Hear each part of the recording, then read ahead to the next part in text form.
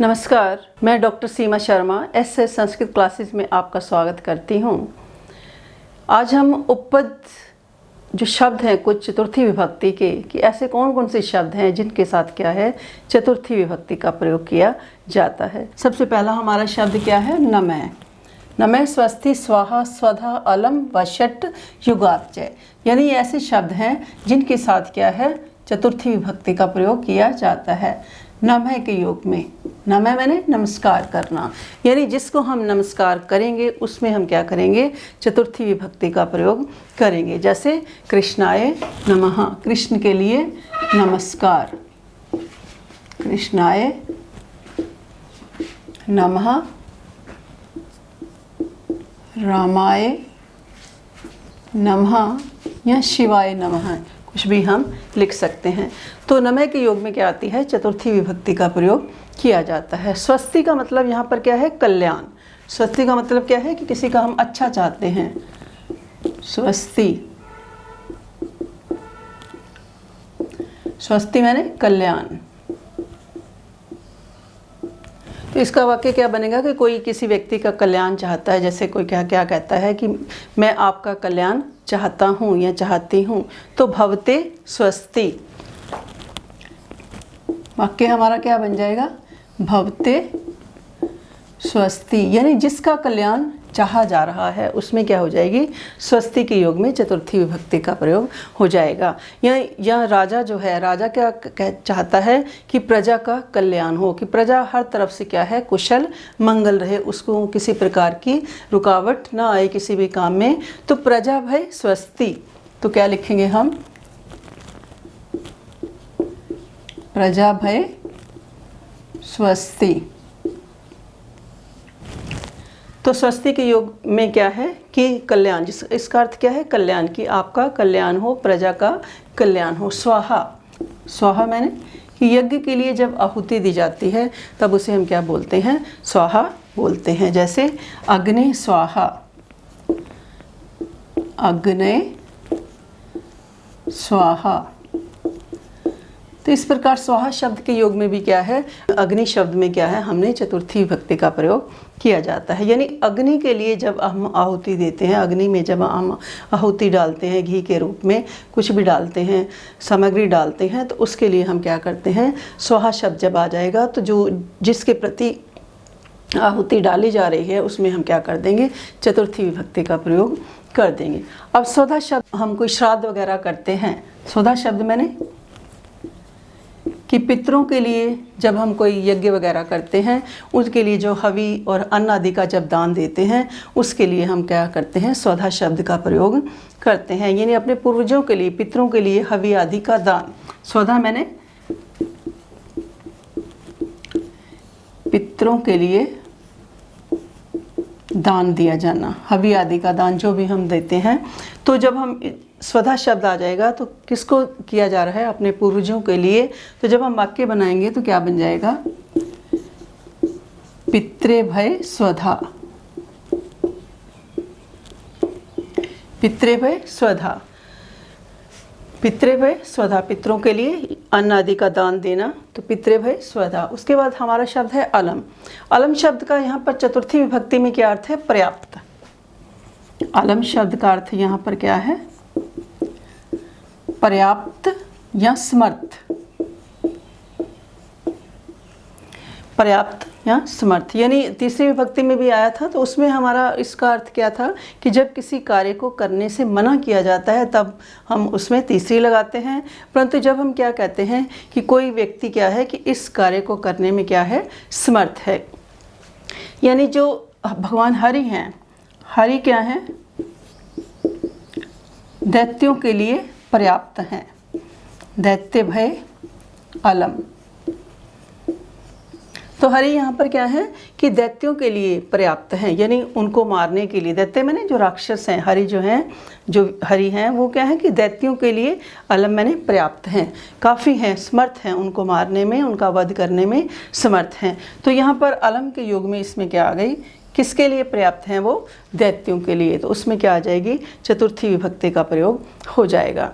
या जैसे बहुत सारे पहलवान होते हैं तो हम क्या कहते हैं कि यह पहलवान जो है दूसरे पहलवान के लिए क्या है, पर्याप्त है। तो अयम मल्लो मल्लाए, अलम मल्लो मल्लाए, कि यह जो है एक पहलवान जो है दूसरे पहलवान के लिए क्या है, पर्याप्त है। तो अलम शब्द के अर्थ क्या है यहाँ पर, पर्याप्त या समर्थ, कि एक पहलवान दूसरे पहलवान के लिए उसके लिए पर्याप्त है, काफ़ी है। हरि दैत्यों के लिए क्या है, पर्याप्त है। एक शब्द हमारा रह जाता है वशट। वशट का क्या है,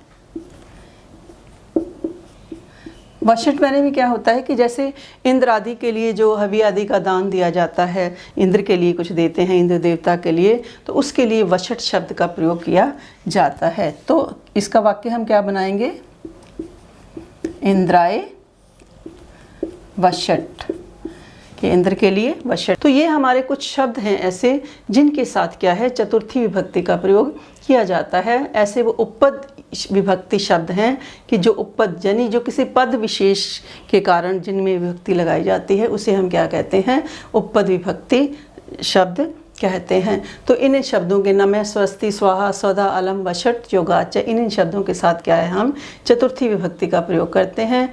नमः कृष्णाय नमः, रामाय नमः, स्वस्ति कल्याण, भवते स्वस्ति, प्रजा भय स्वस्ति, स्वाहा अग्नि स्वाहा, स्वधा पितरों के लिए जब हवि आदि का दान दिया जाता है, पितृभ्य स्वधा, अलम पर्याप्त अर्थ में कि हरि दैत्यों के लिए अलम है, या एक पहलवान जो है दूसरे पहलवान के लिए यहाँ पर क्या है, पर्याप्त है।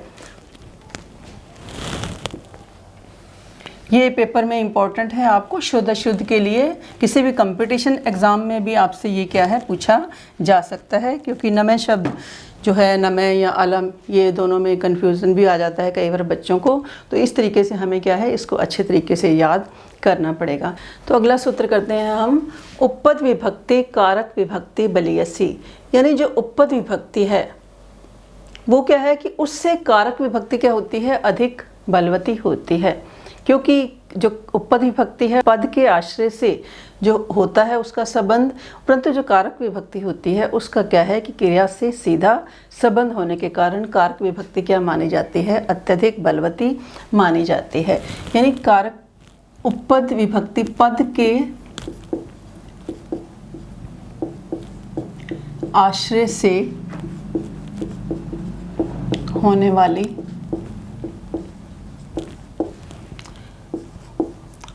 पद विभक्ति से क्रिया से होने वाली